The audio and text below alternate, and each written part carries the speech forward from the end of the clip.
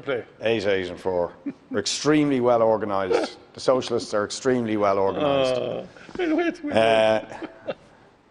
And we also are trying to be ahead of the curve here, Minister. Sometimes it's frustrating in this place because there's great interest in the Barneys and the Punch and Judy's show, and there's not so much interest when people are actually trying to put forward what I would consider in this motion on higher and further education, positive proposals for a radical overhaul of the way in which people can access higher and further education and apprenticeships.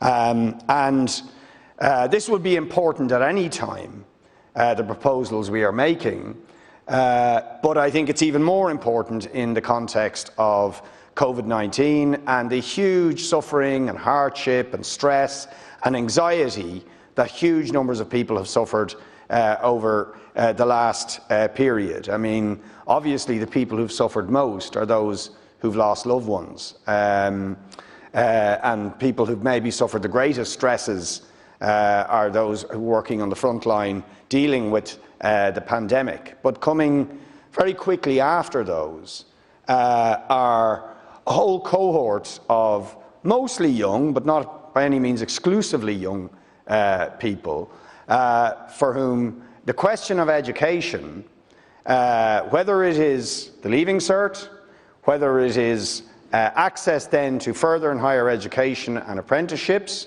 whether it is doing masters and postgraduate work, or whether it is people who, for example, have lost their jobs or may have lost their livelihood, possibly permanently as a result of COVID-19, who may wish to go back to education, to reskill, to retrain in order to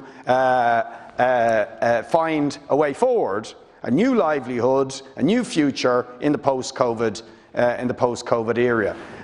So what your department does, and this whole area of education, particularly access to further and higher education and apprenticeships, is critical, really, for the post-COVID future. It was always important, but if much of the rhetoric we've heard across this House about learning the lessons of the pandemic, of moving to a new future, are to be taken seriously, they have to be fleshed out in meaningful plans and policies that are going to make life better for people and pay them back, reward them for the sacrifices, the stresses, the anxieties that they and the hardships that they have endured during COVID.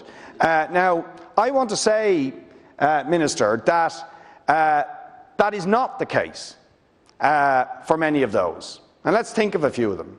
The Leaving Cert students have been through hell, to put it bluntly, and are still going through hell.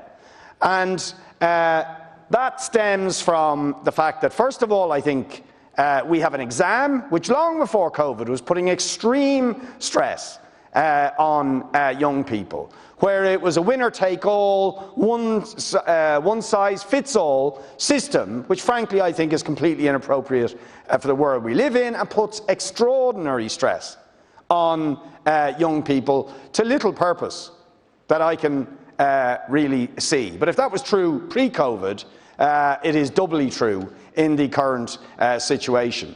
And of course, all of that stress, for the most part, revolves around the fact that there are not enough places in higher and further education and apprenticeships. So they are forced into the CAO points race in order to move to the next level of education. And, you know, I heard I brought this up with the Taoiseach earlier on, and he sort of basically was saying, well, nice idea, but it's not really practical. Now, I don't buy that for a minute. And I just really want you and I want people to ponder, because you see, sometimes we don't see the wood for the trees. We find all the excuses for not doing things. And there are still excuses made in the North about things like the 11+, which is a horrendous barrier to put at the end of primary school about what type of secondary education you get. Now, any decent, progressive person would say that is horrendous. That you should have a hurdle over which you jump at the end of primary school, which may determine your entire future. It is equally horrendous, but it was the case not so long ago, where really it was expected that some sections of our society would just go to primary school and wouldn't go to secondary school, that it was a sort of privilege. And then it was like after 16 maybe, huge numbers of people expected to drop out and so on. I think it was Dun O'Malley in 1969 who actually said, no, we have to open up secondary education completely to people and make it free for everybody. So I'm sure there was naysayers then, as there always have been, but the truth is it makes no sense in the world we live in, and even more when you think about the stresses that our Leaving Cert students are going through as a result of the exam and COVID, to say we're going to give you a hurdle to jump over to access the higher and further education or the apprenticeship of your choice. And the only reason we have to do that rationing is because there's not enough places. 80,000 people have applied through the CAO system, but we've only 55,000 places. Right? So what do we need in order to remove that stress and that pressure from young people that actually takes a very serious toll on their mental health, and it's a very serious problem? We need 25,000 extra places. We need to remove then the financial obstacles to people taking up those places, which in our case are the highest fees in anywhere in the European Union. 3,000 fees after now Britain has left, 3,000 the highest fees in Europe, 7,000 for many, and then if you go on to postgraduate, we are talking about shocking fees for some. 15,000 for graduate entry medicine or pharmacy and other areas.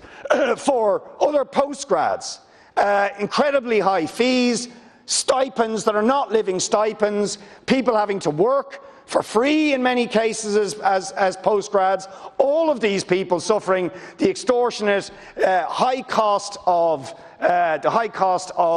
accommodation, because of the lack of affordable student accommodation, huge dropout rates as a result, 1 in 6 people dropping out in first year in college and so on, very, very high levels of mental stress and mental illness and depression.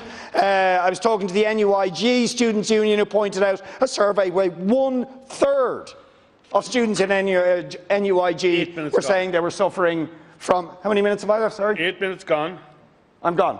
Okay, so to conclude my bit, and I'll come back later, Minister, we're saying remove all the barriers, scrap the fees, scrap the Leaving Cert as a mechanism for stopping people getting into higher and further education, and support our students financially in every other way to reach the highest level of educational achievement that they can achieve.